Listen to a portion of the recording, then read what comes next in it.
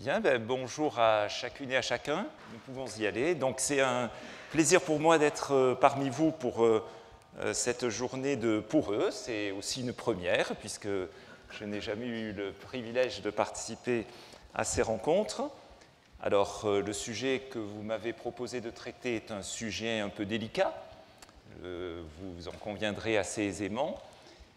Et pourrions nous poser la question, pourquoi sommes-nous là ce samedi matin? Pourquoi sommes-nous venus ici et dans quel état d'esprit? Alors peut-être certains parmi vous, c'est par habitude. Ah oui, pour eux, début de l'année, je me suis toujours inscrit, je vais continuer à le faire. Certains, c'est peut-être aussi pour revoir des amis, parce que c'est quand même sympathique. C'est si joli de pouvoir échanger comme ça là, entre amis. Voilà. Certains, c'est peut-être un peu avec méfiance. Qu'est-ce qu'il va nous raconter, Joël? Et puis, est-ce qu'il n'est pas un peu trop libéral? Est-ce qu'on n'aurait pas pu choisir un autre orateur mieux adapté? Certains, c'est peut-être avec assurance. Ah oui, ce sujet sur la masculinité, oui, je vais écouter, mais de toute façon, je suis à peu près sûr de connaître à peu près tout ce qu'il va me dire. Puis, voilà. Après tout, à mon âge, on ne va pas me donner des leçons. Et puis, certains, c'est avec espérance. Et j'ose croire qu'ils sont assez nombreux, du moins s'ils sont honnêtes avec ce qu'ils viennent de chanter, c'est que j'attends avec joie que le Seigneur puisse me parler en cette journée d'aujourd'hui, et je suis prêt aussi à me remettre en question, peut-être sur tel ou tel aspect de ma vie. Et ma prière, c'est que Dieu me parle, et je pense qu'il a peut-être un peu fait aussi dans la préparation, et que Dieu aussi nous parle. Alors, qui est en face de vous? Je suis connu peut-être par quelques-uns d'entre vous, mais peut-être pas par tout le monde. Donc j'ai 59 ans, j'habite à côté de Versailles, en région parisienne, et je travaille dans la finance, dans le centre de Paris. J'ai le privilège d'être marié avec Anne depuis 30 ans de bonheur, et puis d'avoir 2 filles, donc, que vous voyez, Lucie à gauche avec son mari Armand, et puis Clarisse. Voilà. Alors, j'ai grandi dans une famille où nous étions 2 garçons, donc je suis passé d'une famille où il y avait une majorité d'hommes à une famille où il y avait une majorité de femmes. Alors, vous savez, un propos est toujours situé. Il y a un proverbe anglais que j'aime bien qui dit « Where you stand depends on where you sit ». « Where you stand depends on where you sit ». Ou autrement dit, là où je me situe va influencer les positions que je vais avancer.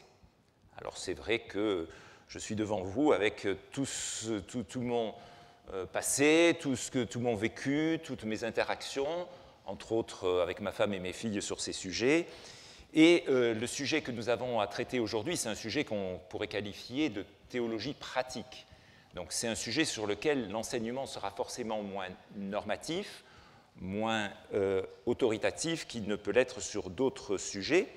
Et ce qui sera présenté souvent pourra donner lieu à l'échange et à la discussion. C'est pour cela que je me réjouis beaucoup que nous ayons la possibilité, à la suite de chaque exposé, de pouvoir nous retrouver en table ronde pour échanger, pour partager, pour remettre en cause, pour critiquer, pour compléter ce qui aura pu être dit.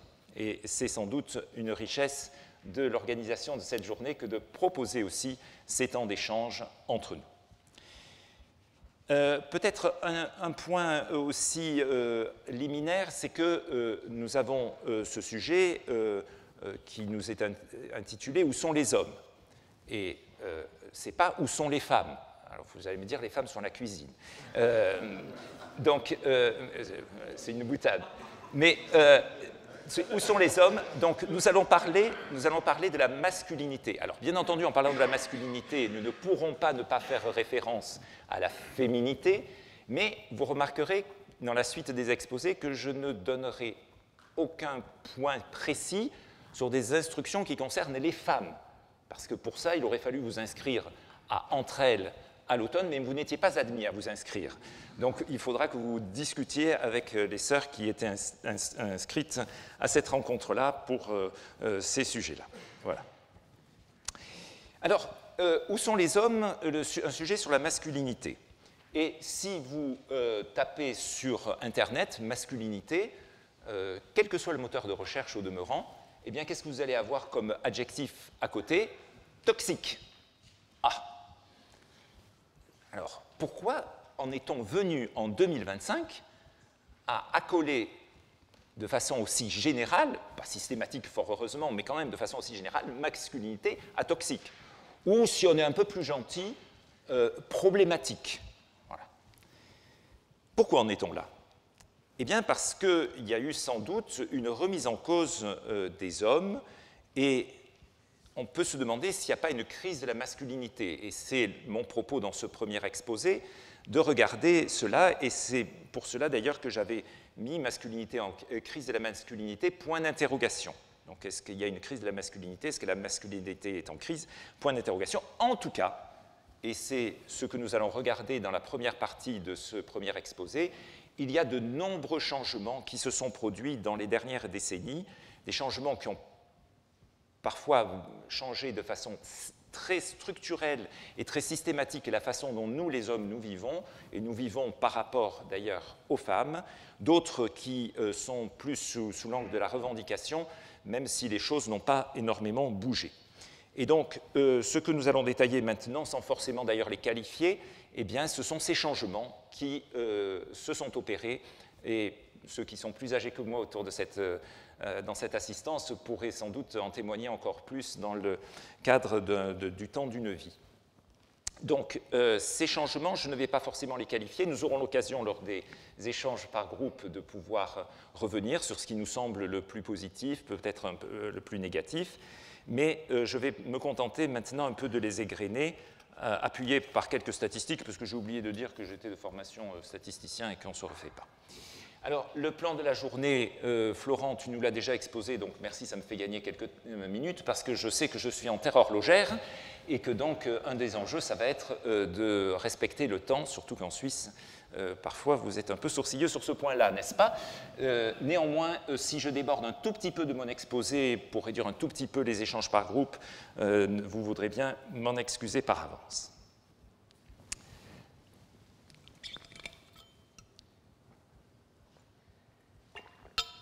Alors nous allons donc regarder différents champs, et je crois que Paul-Henri vous a distribué un papier sur lequel vous avez les différents domaines qui sont indiqués. Ce n'est pas du tout exhaustif, et nous aurions pu illustrer de bien d'autres manières les changements qui sont en œuvre dans nos sociétés occidentales, et même, je dirais, un peu au-delà aussi. Mais j'ai essayé de prendre quelques points d'accroche en commençant par les changements dans le domaine philosophique. Pourquoi commencer par cela? C'est qu'en fait, on s'aperçoit que, me semble-t-il, qu'il y a parfois des éléments, et sur ce sujet en particulier, qui ont leur racine dans un changement de pensée, de paradigme, qui s'opère dans des classes qui sont des classes intellectuelles dirigeantes et qui ensuite infusent, et elles infusent de manière assez générale, d'une manière où les classes dirigeantes vont influencer les médias, qui vont influencer les classes les plus populaires, et ensuite remonter vers les classes moyennes. Et l'auditoire auquel je m'adresse pourrait ressortir dans une analyse un peu sociologique beaucoup des classes moyennes, et donc on est peut-être touché un peu les derniers, mais néanmoins on l'est quand même. Alors, les changements dans le domaine philosophique. Quelle est la situation pendant des siècles? Eh bien, la parole sur les pensées, sur les idées, a été donnée par des hommes. Elle a été émise essentiellement par des hommes. Là, j'ai récupéré une photo, les 10 grands philosophes de tous les temps. Ben, c'est 10 barbus ou glabres, je ne sais pas, mais en tout cas, c'est 10 hommes. Voilà. Donc ça, c'est certain. Et le changement important intervient avec cette dame que vous reconnaîtrez peut-être, Simone de Beauvoir, qui a sorti un livre qui a été un livre fondateur qui s'appelait « Le deuxième sexe », dans lequel elle affirme « On ne naît pas femme, on le devient ». Et ce livre a eu une influence dans le monde des idées après la Seconde Guerre mondiale absolument considérable, et a donné lieu à des suites très importantes où il y a eu cette remise en cause du principe que la pensée, c'était une pensée humaine, si je puis dire, mais elle a dit non, c'est une pensée qui est essentiellement masculine, et il faut faire émerger et affirmer une pensée féminine à côté. Et donc, en caricaturant un petit peu, il y a eu les trois vagues de la pensée féministe. La première vague, qui était d'ailleurs antérieure à 1945, c'était cette recherche de l'égalité d'hommes et de femmes devant la loi, avec comme vote préalable. C'était sur un angle essentiellement politique sur lequel nous viendrons ensuite. Mais la deuxième vague du féminisme, 1945-1990, pour faire simple, c'est bien cette idée de libérer la femme de la domination masculine, des revendications sur les corps des femmes et une élaboration beaucoup plus structurée et approfondie d'une pensée proprement féministe qui s'oppose justement à une pensée qui était jusque-là exclusivement masculine. Et puis la troisième vague à partir des années 90 avec des sujets d'intersectionnalité, de minorité féminine et de genre, etc. Donc tout ça pour dire qu'aujourd'hui nous assistons à un développement très important d'une pensée féministe qui se veut autonome de la réflexion générale qui est indiquée comme étant le propre des hommes.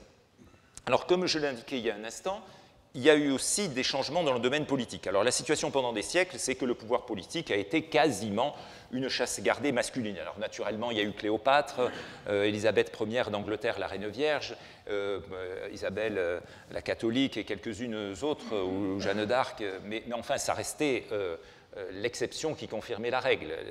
Et même souvent, d'ailleurs, ces règnes, quand ils advenaient, étaient la conséquence de vacances masculines dans l'ordre de la hiérarchie et de la succession. Et puis est arrivé, après la Seconde Guerre mondiale, là, une vague où le pouvoir politique est passé dans les mains de femmes, et une emblématique, c'est Margaret Thatcher, qui a régné comme Premier ministre dans un sens sur le Royaume-Uni, avec une influence majeure dans beaucoup de domaines. Donc tout ça, c'est une longue histoire qui a commencé de façon significative à la Révolution française, où vous savez que la charte, la déclaration des droits de l'homme et du citoyen, c'est tous les hommes naissent égaux en droit. Sauf que les femmes ont dit, oh, c'est tous les hommes et les femmes. Et Olympe de Gouges avait fait la déclaration des droits de la citoyenne, dans laquelle elle avait transposé ce qui était écrit pour les hommes pour les femmes. Et donc, il y a eu tout au cours du XIXe siècle une revendication du droit de vote pour les femmes. Et cette revendication a conduit à des changements majeurs après des luttes, les suffragettes, ça vous dit peut-être quelque chose, qui s'enchaînaient, ou en France qui renversaient les urnes. Eh bien, ça a conduit à des changements et à l'accession des femmes au droit de vote. Alors, ce qui, en 2025, peut nous sembler une évidence difficile à concevoir autrement, eh bien, ne l'était absolument pas. Et cela, je dirais, quel que soit d'ailleurs le parti en question. Naturellement, c'est plus... Les revendications ont plus émergé sur la partie de gauche, si je puis dire, des partis politiques, mais il y avait un certain nombre de figures majeures des partis de gauche, y compris dans le marxisme, qui étaient violemment opposés au droit de vote des femmes. Et donc, une longue histoire qui commence en 1893 en Nouvelle-Zélande, qui est le premier pays à accorder le droit de vote aux femmes, et on continue. Et je suis en terre assez difficile pour moi sur ce sujet, puisqu'il faut attendre 1971 pour qu'au niveau fédéral, vous accordiez le droit de vote aux hommes comme aux femmes, et même plus, il faut attendre 1990 pour que le canton d'Appenzell, qui, outre de produire du bon fromage, produit aussi beaucoup de bons conservateurs, accorde, in fine, le droit de vote aux femmes, étant poussé d'ailleurs en cela par le gouvernement fédéral. Donc vous voyez, c'est il n'y a pas longtemps, 1990. Je pense que beaucoup d'entre vous ici avaient déjà le droit de vote depuis quelque temps, quand cela est advenu. Alors, dans le domaine politique, il y a eu ces changements donc, où nous, les hommes, c'était normal que nous exercions le pouvoir politique, et là, il y a eu des votes des femmes, mais pas simplement des votes. Il y a eu aussi une demande de quotas pour la représentation féminine, non seulement autoriser le droit des votes des femmes, mais autoriser aussi la représentation par des femmes. Alors, je ne vous ai pas mis toute l'histoire des premières femmes qui ont pu accéder au rôle de députée, etc., au rôle de maire. Ça a été, en Suisse, c'est à Genève, en 1968, etc. Et jusqu'à des revendications, cette fois-ci, à la parité. Et en France, le gouvernement de Jean-Marc Ayrault en 2012 a été le premier gouvernement où il y avait parité, au moins en nombre, sinon en qualité d'attribution des postes ministériels, entre hommes et femmes. Voilà. Et donc, ce changement-là, il est très important. Alors, j'aurais eu beaucoup d'autres courbes à vous présenter sur le fait qu'aujourd'hui, dans l'OCDE, à peu près la représentation, je dirais, féminine dans les instances parlementaires, c'est à peu près de l'ordre de, on est un peu en dessous de 30%. Voilà. Donc, en partant de zéro, bien entendu. Donc, des changements majeurs dans le monde politique. Mais peut-être que les changements les plus importants sont dans le domaine économique. La situation qui a perduré pendant des siècles, c'était que les femmes étaient cantonnées aux tâches domestiques où les femmes n'étaient pas reconnues dans leur rapport professionnel.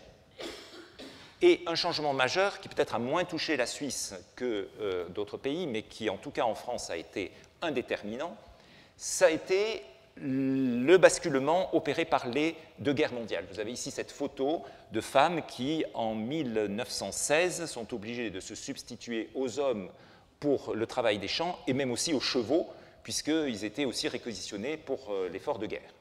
Et donc, au cours de la guerre de 14-18, quand il y a eu cette boucherie terrible et des millions d'hommes appelés sur le front pour la guerre franco-allemande, eh bien, les femmes ont pris leur place pour fabriquer des obus dans les usines, pour être dans les champs, pour de nombreux domaines. Et ça induit un changement de paradigme, parce qu'elles ont pu se dire, oui, mais désormais, je peux occuper la même place que mon mari ou que mon cousin ou que mon père. Voilà. Et donc, ça a été un changement qui a été absolument majeur. Et désormais, nous avons un accès généralisé au travail à l'extérieur, je tiens à le préciser, des femmes. Et vous voyez ici les courbes, alors c'est pris sur la France, je suis désolé, j'ai essayé de chercher un peu des statistiques en Suisse, mais je ne suis moins familier avec l'Office fédéral des statistiques que je ne le suis avec l'INSEE, et donc je pense que ça peut quand même se transposer pas mal. Vous avez ici l'évolution du taux d'activité des 25-49 ans selon le sexe, donc vous voyez un déclin des hommes, on pourrait dire des choses là-dessus, et une augmentation des femmes. Alors, sachant que quand on remonte loin, j'ai essayé de chercher des statistiques longues, mais comme je l'indiquais, bien souvent, le travail des femmes n'était pas reconnu. Au XIXe siècle, il faut bien voir que beaucoup de femmes travaillaient. Elles travaillaient dans les fermes, dans une société qui était à l'époque essentiellement agricole, et elles travaillaient aux fermes, peut-être pas au labour, mais en tout cas à la basse-cour, au potager, etc. Elles travaillaient aussi dans des usines, elles travaillaient dans le commerce en tenant la caisse du mari qui était commerçant, etc., ou aussi comme bonne. Alors il faut bien voir que moi j'ai été élevé, peut-être certains d'entre vous aussi, avec cette idée, c'est bien que la femme reste à la maison et soit la mère au foyer, et ça c'est le modèle biblique. Alors c'est vrai que on pourrait trouver des éléments en cette faveur-là, mais il faut bien voir que ce modèle-là, il a été promu, et en particulier dans le cadre historique des assemblées de frères, dont la plupart de ceux qui sont ici sont sans doute issus, il a été promu par des gens qui venaient de la classe supérieure anglo-saxonne, et donc des gens qui ont fondé le mouvement, qui étaient des gens riches, et qui employaient des bonnes, qui employaient des femmes dans leurs usines, mais par contre qui étaient très contents que leurs épouses restent à la maison et soient des bonnes femmes au foyer. Donc je laisse cela un petit peu à votre réflexion, juste pour dire qu'il y a parfois des cohérences qui gagneraient peut-être à être un peu revisitées. Et donc, dans le domaine économique, nous avons des changements nombreux avec les femmes qui accèdent à de nouveaux métiers. Parce que pendant des années, on était d'accord que les femmes puissent travailler, mais infirmière, c'est très bien, institutrice, ça passe, Mais une femme générale, attendez, mais à quoi pensez-vous? Chirurgienne, qu'est-ce que c'est que ça? Et là, vous avez une liste illisible, mais d'accès de femmes à des fonctions importantes. Et c'est relativement récent. Hein. La première femme professeure en Suisse, c'est la fin du 19e, etc., etc. Et puis, la première femme procureure de la République de Paris, c'est 2021. C'est un des postes les plus élevés dans la hiérarchie judiciaire en France. Donc vous voyez que cet accès aux professions ne s'est pas fait de façon instantanée, et à chaque nouvelle étape, à chaque succès vu du côté féminin, c'était ressenti parfois par les hommes comme un affront et comme un empiètement de leur territoire exclusif.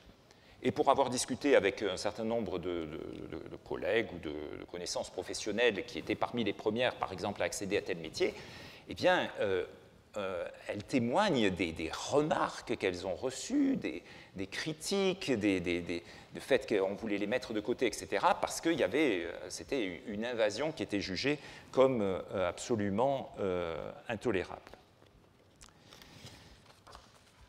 Et ça va jusqu'à la revendication de postes. Bon, je ne sais pas pourquoi, je ne peux plus avoir de jus. Ça va jusqu'à la revendication de postes de direction, puisque nous avons ici, alors là aussi, ce n'est pas forcément très lisible, mais la représentation, la féminisation des instances dirigeantes dans le SBF 120, c'est-à-dire les 120 plus grandes entreprises cotées en France. Et du fait d'une loi, c'est maintenant obligatoirement 40% au minimum pour chaque sexe, donc on est à 46% pour les femmes, 54% pour les hommes. Et depuis une deuxième loi, ça doit descendre aussi au niveau des comités de direction. Donc là, on est un petit peu plus bas encore, aujourd'hui on est à 27%, mais du coup, ça induit aussi une crise de la masculinité dans le sens où il y a un peu, c'est super, merci, un peu une tendance à penser qu'il y a un plafond de verre à l'envers. Et ces changements dans le domaine économique aussi passent non seulement par l'accès à des postes plus diversifiés, plus de métiers, l'accès à des postes plus élevés, donc plus de postes de direction, mais aussi l'accès à un salaire plus égal. Et ici, vous avez une étude qui est l'étude la plus sérieuse que j'ai trouvée sur les écarts entre hommes et femmes. Alors là aussi, c'est sur des données françaises, c'est pour ça que les salaires vont vous choquer sans doute, mais vu de la Suisse. Mais enfin, c'est l'étude la plus sérieuse parce qu'elle corrige des biais. Donc ici, vous avez un écart qui en brut est de 23%, donc les femmes sont payées 23% de moins que les hommes, naturellement sur une structure d'emploi féminin qui n'est pas du tout la structure de l'emploi masculin. Donc si on corrige par ce biais de structure et ce biais de temps de travail, eh bien on est à peu près à moins 15%. Et si on regarde vraiment rigoureusement maintenant par poste comparable, on est à moins 5%, moins 4%. Voilà. Donc il reste un écart, même s'il a eu tendance à se combler. Mais après, c'est vrai qu'on peut s'interroger aussi, et beaucoup le font, sur le fait que bien, les femmes ont du temps partiel subi, et les femmes aussi ont une structure d'emploi qui est différente de celle des hommes. Moi, je travaille sur les marchés financiers, où il y a beaucoup d'hommes, genre 80-20, et en moyenne, sur les marchés financiers, on gagne beaucoup plus que quand on est infirmière, où là, l'ordre, c'est 5,95. Et comme me le dit ma femme Anne souvent, eh bien, je ne vois pas pourquoi ce serait dans ce sens-là, mais c'est sûr qu'on est dans un monde compliqué. Alors, il y a aussi des changements dans le domaine linguistique. Ah oui, parce que la situation pendant des siècles, ça a été l'utilisation majoritaire et absorbante du masculin. C'était bien évident, quand même, cette histoire. Mais c'est de moins en moins évident. Et donc, vous avez sans doute tous entendu parler des débats autour de l'écriture inclusive. Je ne sais pas où ça en est en Suisse, mais en France, vous savez que la langue a toujours une importance particulière. Et donc, ce sont des débats qui agitent le landerneau, forcément. Et donc, c'est quoi? C'est plusieurs aspects. Donc, accorder les grandes fonctions avec les grades et les fonctions avec les métiers et les titres. Donc on va parler d'une charpentière, d'une autrice.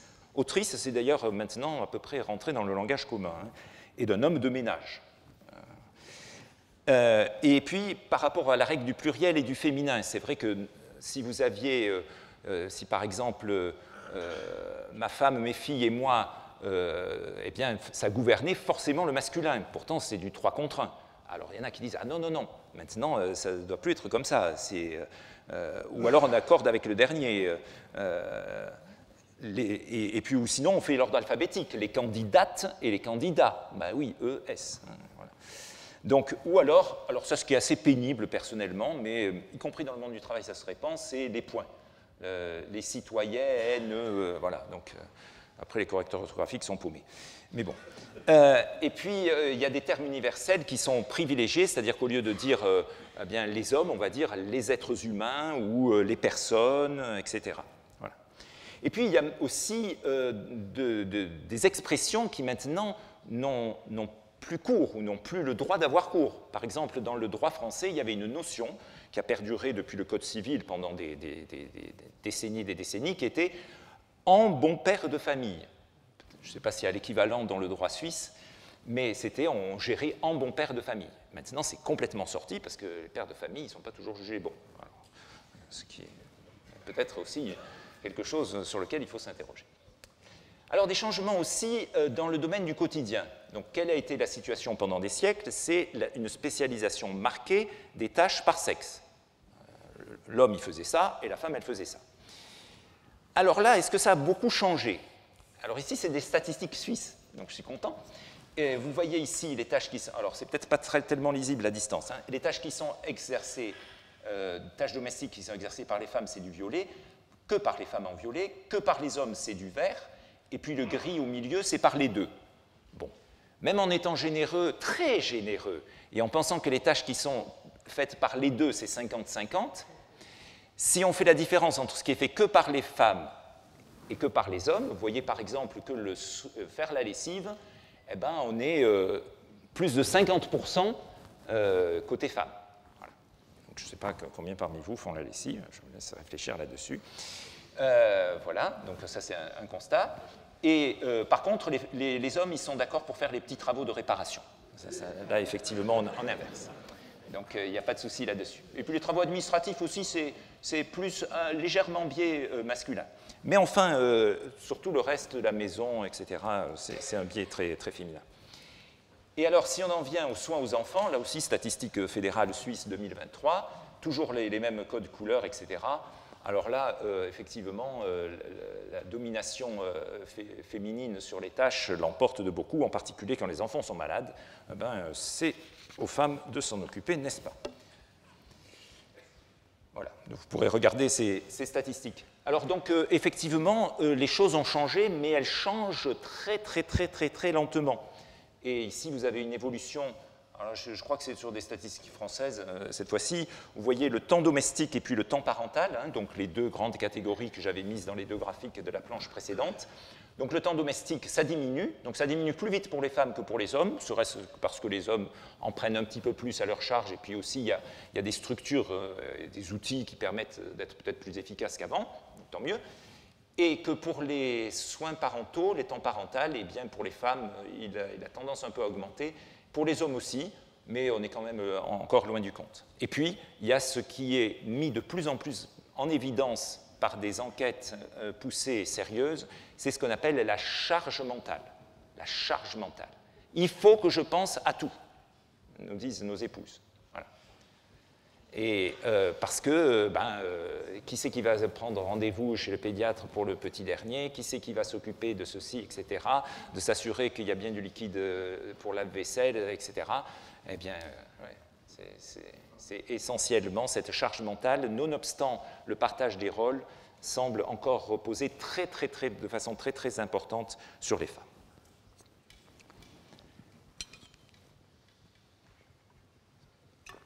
Venons-en maintenant au domaine, ce qui est sans doute le plus délicat et peut-être le plus controversé, c'est le domaine relationnel et comportemental. C'est un peu un domaine fourre-tout, hein, j'ai mis plein de choses là-dedans. Donc la situation pendant des siècles, c'est la domination masculine générale et parfois abusive. Et est-ce que je noircis le tableau en vous mettant cette image-là? Eh bien, je pense, hélas, non. Alors c'est vrai que nous vivons en France ou en Suisse dans des pays où, comparativement, les choses sont plutôt positives, mais soyons conscients que sur les 8 milliards et quelques d'humains, donc 4 milliards de chaque sexe, eh bien, il y a une majorité qui vit dans des sociétés où il y a une oppression et des abus qui ne peuvent être justifiés.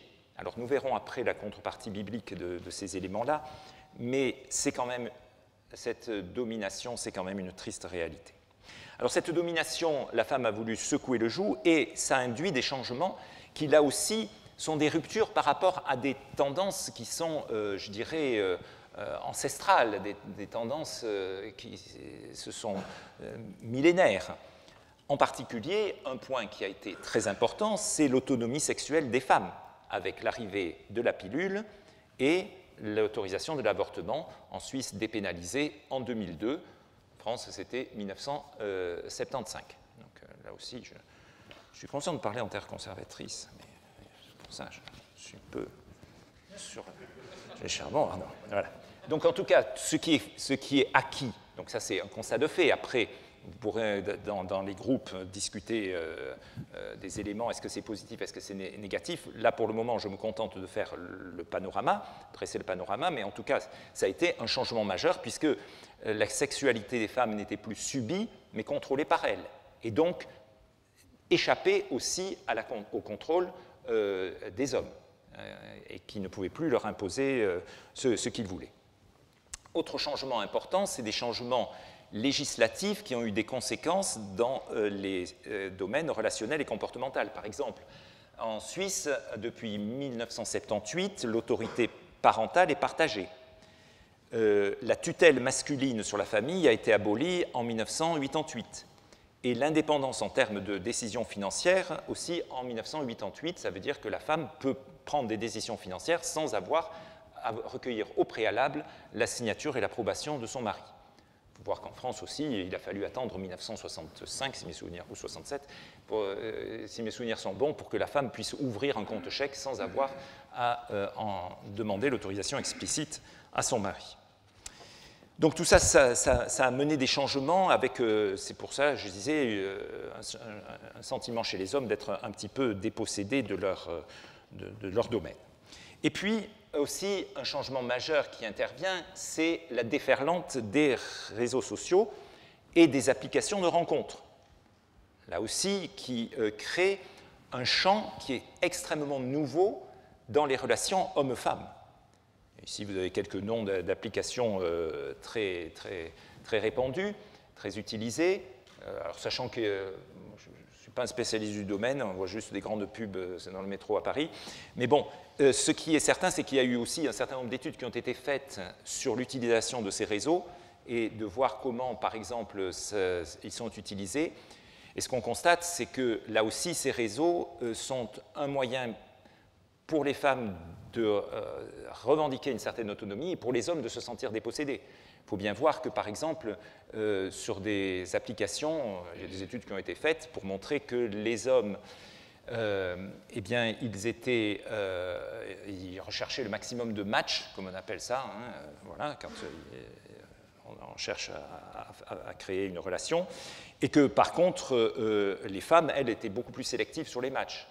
Ça a permis aussi de révéler que les hommes recherchaient des femmes qui avaient, par exemple, un homme de 55 ans, en moyenne, recherche une femme qui a plutôt entre 25 et 35 ans. Voilà. Donc, non, mais c'est sur les applis de rencontre, c'est très bien, parce que ça permet aux sociologues de se régaler pour regarder un petit peu des éléments. Mais vous voyez, ça induit aussi, tandis que l'écart pour les femmes est quasi insignifiant. Donc, vous voyez, tout ça, ça change le monde dans lequel nous vivons. Alors vous pourrez me dire, mais moi je ne me suis jamais inscrit sur Tinder. J'espère. Et tant mieux, et moi non plus. Mais néanmoins, les gens que vous croisez au quotidien, je ne sais pas quelle est la proportion qui s'est inscrite sur Tinder. Vous seriez peut-être surpris, ou équivalent. Et alors, un autre élément aussi qui a beaucoup joué dans ces changements dans le domaine relationnel et comportemental, c'est le nommage d'un certain nombre de comportements masculins. Et c'est ce que j'ai appelé des mots sur les mots, sur des mots. Et le premier que je vous propose, c'est le mansplaining. Qu'est-ce que ça veut dire le mansplaining? On commence par quelque chose d'un peu simple. Eh bien, le mansplaining, c'est une situation dans laquelle un homme explique à une femme quelque chose qu'elle sait déjà, peut-être même dont elle est experte, surtout sur un ton paternaliste et condescendant. Une expérience qui date d'il y a quelques semaines. Un dimanche à midi, nous avions autour de la table un certain nombre de jeunes, et il y avait un jeune très sympathique, on l'aime beaucoup, mais qui a fait du mansplaining, c'était absolument frappant. Il a expliqué à une jeune femme qui était autour de la table des choses qu'elle savait bien mieux que lui. Et exactement comme ça, avec le petit sourire, oui, je vais t'expliquer la vie, toi. Vous voyez? Et ça, c'est quelque chose qui n'est plus supporté, qui est remis en cause. Surtout avec l'élévation du niveau d'éducation des femmes. Je vous rappelle qu'en moyenne, les femmes accèdent plus maintenant au supérieur, au moins en France, que les hommes. Donc, c'est important. Autre point, le manspreading. Est-ce que vous avez déjà entendu parler du manspreading? Alors, c'est aussi un mot sur les mots, le fait que les hommes, dans l'espace commun, eh ben, ils occupent l'espace. Alors, c'est le fait que surtout les hommes se mettent exactement comme ça dans le métro, bien écarté, et puis vous voyez, la femme, elle est obligée de croiser les jambes, donc on parle du woman crossing par rapport au manspreading. Mais ça, c'est le sens un peu étroit du manspreading. Mais le manspreading, ça désigne aussi, dans une acception plus large, ça désigne aussi le fait que les hommes occupent l'espace public. L'espace public a été conçu par des hommes, pour les hommes, et tout est dû aux hommes dans l'espace public aussi. Et donc, en termes géographiques, et d'ailleurs, il y a même maintenant des géographes féministes qui vous expliquent comment ça peut être très mal vécu. Et un autre mot aussi, alors celui-là, patriarcat. Il est mis un peu à toutes les sauces, et même parfois brandi en étendard pour des luttes auxquelles nous ne saurions nous associer ni de près ni de loin. Mais néanmoins, il faut savoir un petit peu ce que ça désigne. Alors, ça désigne l'ensemble des structures sociales, juridiques et familiales fondées sur la détention du pouvoir et de l'autorité par des hommes sur des personnes qui sont dépendantes de ces hommes, que ce soit les femmes, les enfants, les subordonnés, etc. Et ce patriarcat, qui est mis un peu à toutes les sauces et qui est invoqué comme étant insupportable, etc., là, j'aimerais vous dire un truc. C'est pas parce qu'il y a des abus dans l'utilisation de certaines notions, c'est pas parce qu'il y a certaines luttes qui sont fondées sur des présupposés que nous ne retenons pas, qui utilisent des notions, que tout dans ces notions est faux. Et que du coup, nous serions très confortables en nous disant « Eh bien, si c'est comme ça, j'oublie le patriarcat, c'est que des bêtises, c'est n'importe quoi. » D'ailleurs, regardez cette féministe excitée, hystérique, comme on dit souvent, hein, qui utilise ce terme de patriarcat. Donc moi, patriarcat, bien sûr que non, je suis totalement blanc là-dessus. Mon problème à moi, il n'est pas de ce qu'elle fait du patriarcat, ça c'est son problème, et elle aura en rendre compte un jour. Mon problème, il est est-ce que moi, je donne dans ce domaine-là? Et est-ce qu'il y a des choses dans ma vie, très concrètement, que j'ai à revisiter? Et c'est pour ça que vous êtes là ce matin, non? Cette journée. Et donc c'est trop facile de pouvoir jeter le blâme vers des utilisations excessives, qui sont excessives, pour se disculper un peu trop facilement. MeToo, des mots sur les mots.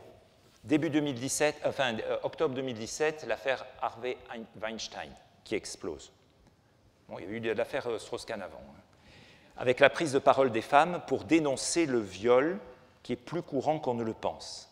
Et donc, ce mouvement s'est étendu comme une tache d'huile, avec là aussi peut-être quelques excès, mais dans l'essentiel pour dénoncer des violences sexuelles, des violences sexistes, et avec, malheureusement, parfois, un retour de balancier qui disait « Oh, ben, de toute façon, elle l'avait bien cherché ». Non. Il faut se réjouir, et ça je prends un appui déjà, qui est que cette culture de l'impunité masculine soit arrêtée. Un exemple aussi récent, Anne travaille dans une association où il y a pas mal de bénévoles, et elle déjeunait avec plusieurs de ces bénévoles, 2 infirmières à la retraite maintenant, et elle parlait un peu de ces sujets, et des abus en particulier dans le monde médical. Hein, Et puis elle disait les chirurgiens qui abusent des infirmières. Et puis les deux infirmières disaient oh ben, vous savez les chirurgiens ils sont sous pression toute la journée, c'est difficile comme métier donc il faut des exutoires. Vous vous rendez compte? Vous vous rendez compte? Ça s'appelle le syndrome de Stockholm. Alors non, pas besoin d'exutoire. Cette photo-là, je l'ai prise d'un journal suisse. C'est dire que peut-être ce procès sur les viols de Mazan a eu un écho dans votre belle confédération. Et l'accusation qui a été faite à la suite du procès de Mazan, donc c'est 51 hommes qui ont été de toute classe sociale, etc., qui ont été accusés de ces viols horribles sur Gisèle Pelicot, on conduit certains à dire les hommes sont tous des violeurs en puissance. Alors il y a eu un énorme débat en France entre des groupes féministes antagonistes, c'est comme chez les trotskistes, ça se dispute tout le temps, dire ben non, on ne peut pas considérer que tous les hommes soient des violeurs en puissance. Mais néanmoins, j'aimerais que nous soyons davantage, nous les hommes, conscients des difficultés du quotidien des femmes. Je vais vous donner 2 exemples concernant ma fille. Ma fille s'habille de façon beaucoup plus mesurée que beaucoup des filles de son âge. Mais néanmoins, elle doit subir de temps en temps dans le métro un gars qui reste en face, assis en face d'elle, et qui la regarde, qui la scanne pendant 1, 2, 3, 4, 5, 10 stations. Voilà. Une autre fois, elle se retrouve à la piscine, elle fait ses longueurs dans un couloir de nage, il y a un gars qui est au bout du couloir de nage qui la regarde nager. Change de couloir de nage, le gars change de couloir de nage et la regarde nager. Voilà ce qu'on vit quand on a 25 ans en France. Et c'est pénible. Alors vous me direz, oui, mais moi je n'ai jamais fait ça. Heureusement, tant mieux. Mais soyez conscients que c'est le monde dans lequel on vit, et ça, il faut le dénoncer. Il faut cette parole de justice aussi. Par rapport à ça, me semble-t-il. Et là, c'est pour ça que je suis un peu plus affirmatif que sur d'autres éléments. Et puis, il y a des changements physiologiques. Alors ça aussi, c'est un changement assez majeur. Je ne suis pas du tout médecin, donc je ne vais pas m'avancer dans des eaux trop profondes pour moi. Il y a ici des gens très qualifiés, mais vous avez ici 2 graphiques qui vous donnent la teneur, le nombre de spermatozoïdes, et puis la teneur du sperme en spermatozoïdes, une évolution entre 1970 et puis 2020 à peu près. Division par 2.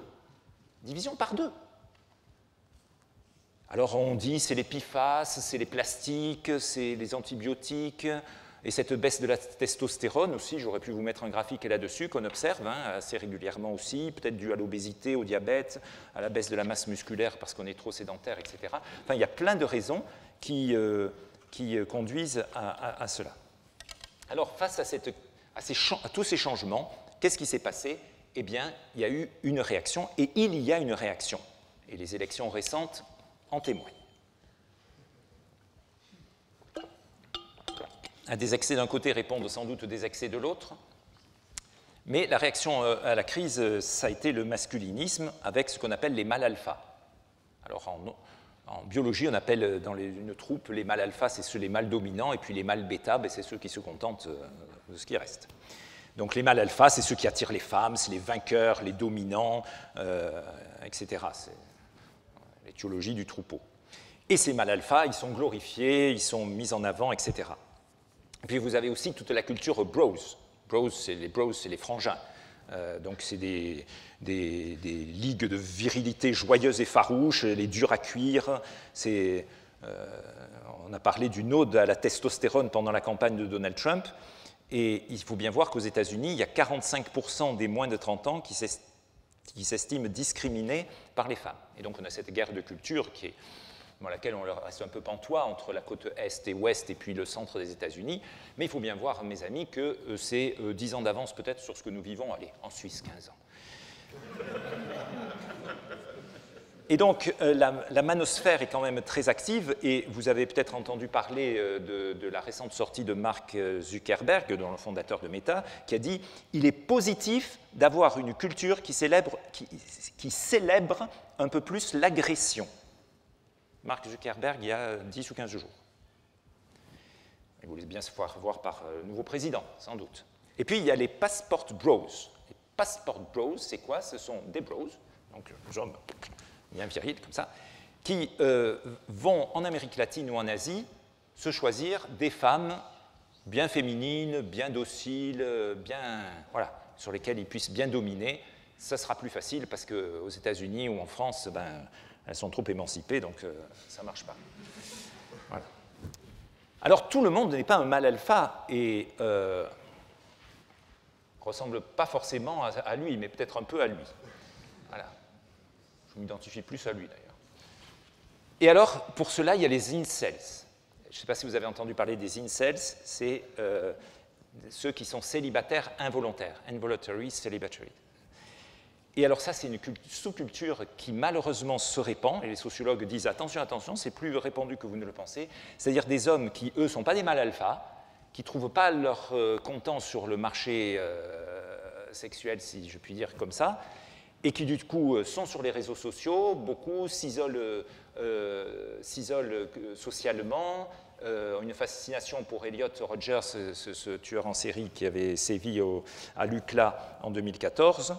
Et eux, ils sont considérés comme des mâles bêta par les mâles alpha. Ben oui, c'est les losers de l'histoire. Ils n'ont pas souvent tout petit boulot, peu de formation, etc. Et il faut bien voir qu'aux États-Unis, il y a 47% des 18-45 ans qui se disent plus investis dans leur vie en ligne que dans leur vie hors ligne.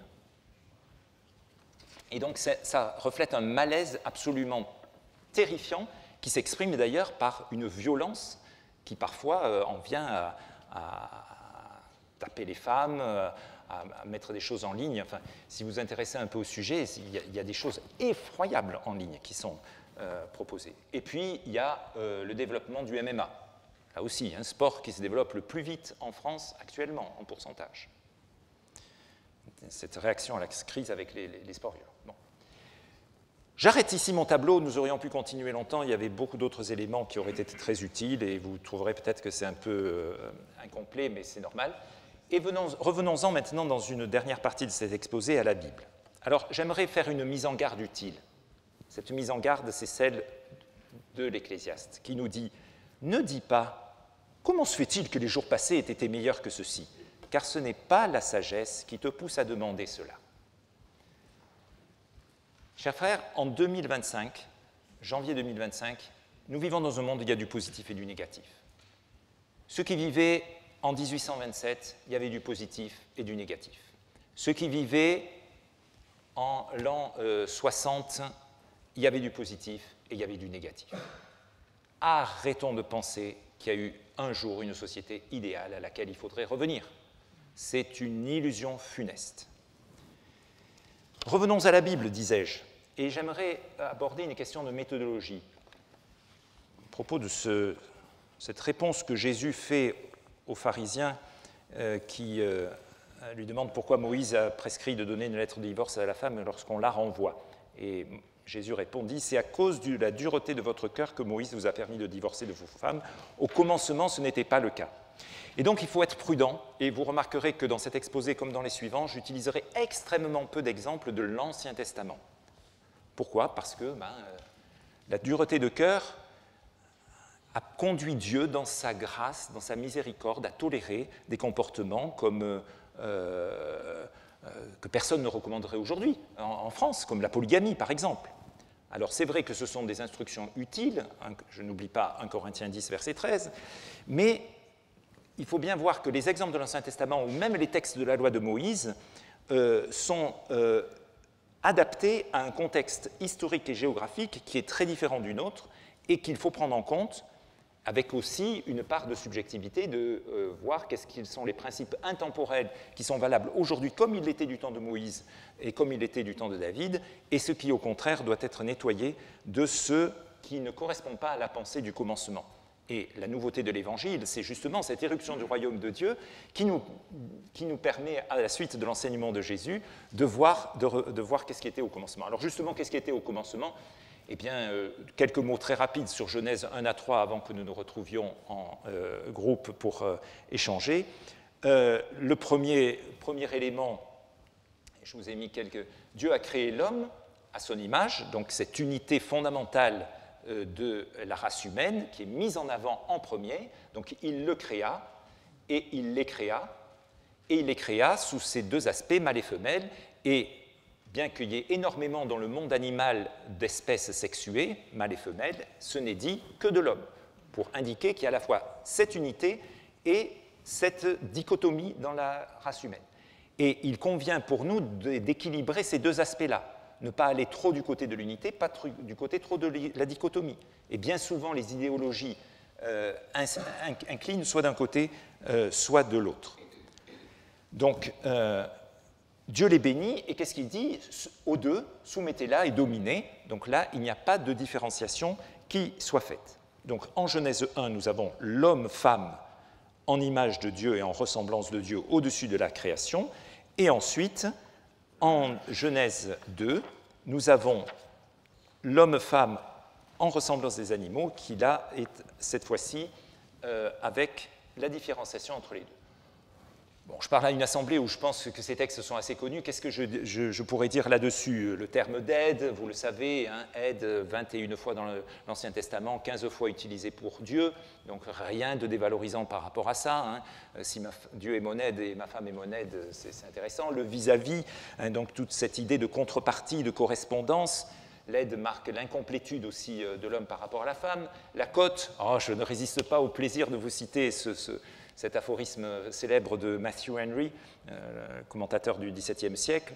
La femme par rapport à l'homme n'a pas été faite à partir de sa tête pour dominer sur lui, ni de ses pieds pour être piétinée par lui, mais de son côté pour être égale à lui, sous son bras pour être protégée par lui, près de son cœur pour être aimée de lui. C'est pas joli? Voilà. Mais ce qu'on remarque, c'est que dans ce texte de Genèse 2, il n'y a pas une symétrie totale entre Adam et Ève. Il y a un ordre de création, d'abord l'homme puis la femme, Paul en tirera argument. Il y a l'aide et le vis-à-vis de la femme par rapport à l'homme, et ça aussi, 1 Corinthiens 11, verset 9, va en tirer argument. Et l'homme est l'ultime responsable de la femme, de la chute, et c'est pour ça que j'ai mis ici, Dieu prit l'homme et l'Éternel donna cet ordre à l'homme. Tu pourras manger de l'arbre de la connaissance du bien et du mal. De sorte que je retiens le commentaire que fait Mathieu Richel là-dessus en disant que la responsabilité juridique du couple repose sur les épaules d'Adam. Et donc, ni la marche du patriarcat, où l'homme bat énergiquement la mesure, ni la cause du féminisme, où la femme l'emporte, mais on a pu comparer, et c'est le beau mot de Claire Smith, hein, à une danse entre l'homme et la femme, où les deux se déplacent en harmonie, avec l'un qui guide subtilement. Et ce que personnellement je m'attache à voir dans ce texte, c'est cette asymétrie qui est subtilement suggérée par le texte. Jamais en Genèse 2, vous avez dit à l'homme, tu exerceras l'autorité sur ta femme. Ce n'est pas dit comme ça, n'est-ce pas? Ou sinon, montrez-le-moi. Mais par contre, de façon assez subtile, eh bien, il y a cette asymétrie, ce léger surplomb, si je puis dire, de l'homme par rapport à la femme. Genèse 3, la situation actuelle corrompue avec la rupture induite par la chute. Là aussi, vous connaissez le texte. Et au départ, Dieu appelle l'homme. Pourtant, c'est Ève qui avait péché la première, Paul aussi en tirera argument. Mais ce qu'on constate, c'est que c'est la faute d'Adam qui est mise en exergue d'abord. Où es-tu, Adam? Parce qu'il n'avait pas pris sa responsabilité. Et qu'est-ce qu'on constate en Genèse 3? Un point clé qui va poursuivre les hommes jusqu'à aujourd'hui, c'est la lâcheté. Adam a été lâche, il n'a rien dit. Il y a même un livre qui a été écrit sur le silence d'Adam. Voilà. C'est un gros problème masculin de ne pas prendre ses responsabilités, là où il aurait dû le faire, puisque ça lui avait été donné. Et alors, les conséquences, eh bien, qu'est-ce qu'il fait? Non seulement il est lâche, mais il accuse les autres. Ah, c'est la femme que tu as mise à mes côtés. Deux accusations en une. D'abord, c'est la faute de la femme, puis c'est la faute de Dieu qui avait donné la femme. Il aurait dû donner quelque chose de mieux. Voilà. Et alors, nous avons cette affirmation, ses désirs se porteront vers ton mari, mais lui dominera sur toi. Ah, comment prendre cela? Les désirs d'abord. Ces désirs se porteront vers ton mari. Un terme que nous ne trouvons que 3 fois dans l'Ancien Testament.